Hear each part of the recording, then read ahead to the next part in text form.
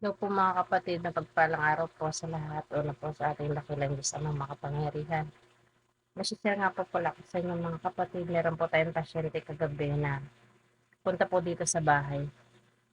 Ang case niya po, lagi po siyang masakit ang balikat, lagi siyang pagod at nanghihina daw po siya.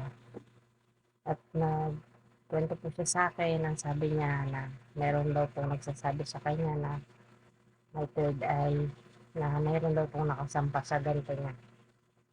At nakwento niya rin po sa akin na dati may nakita po siya na akala niya asawa niya yung sumakay sa likod niya dun sa motor niya. Ngunit ito po ay hindi nagsasalita at nung sila ay malapit na po sa bababaan, inaantay niya daw pong tumuon sa ganito niya para bumaba pero paglingon niya po, nawala na lang daw pong bigla sa likod niya. Ayun, kaya sabi ko sa kanya mga kapatid, ano yun, mga bad spirit na nanggagaya ng mukha. Kagabi po, na-mission na natin ito sa kapatid natin. Hiling po tayo sa ating Panginoon Diyos na ipagkaloob po sa Kanya ang kagalingan. At ito po ay pinagkaloob naman ng ating Panginoon Diyos sa ngalan ng Panginoon sa Kristo. Kaya, tuwan-tuwa po siya na siya po ang nagpapatotoo na ang ating Panginoon Diyos, ang kapangyarihan natin Panginoon Diyos ay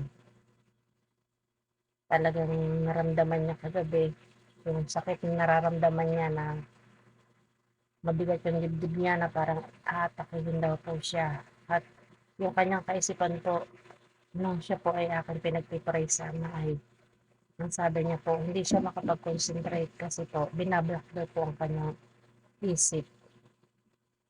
Kaya humingi po ako ng ano sa ama, anong gagawin. Binigay niya po sa akin na masarahan po ang portal ng katawan nating pasyente kagabi. Hiniling ko po ito sa ama. At ito, hiniling ko rin po na ipagkaloob ang spiritual shield sa kanya.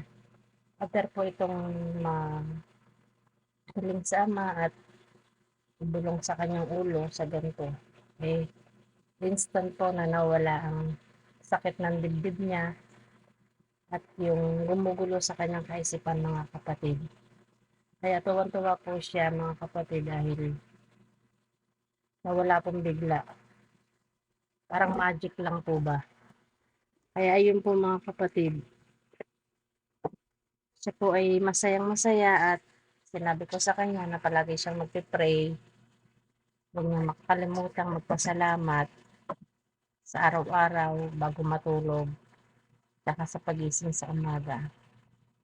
Yun lang po mga kapatid ang i-share ko sa inyo. Ang karangalan po ay sa ating dakilang Diyos amang makapangyarihan sa ngalan ng Panginoon sa Kristo. At ako po ay isang instrumento lamang na handa pong tumulong sa mga taong nangangailangan na wala pong hinihinging kapalit at maglingkod po sa ating dakilang Diyos Ama. Yun lang po mga kapatid. Bye po.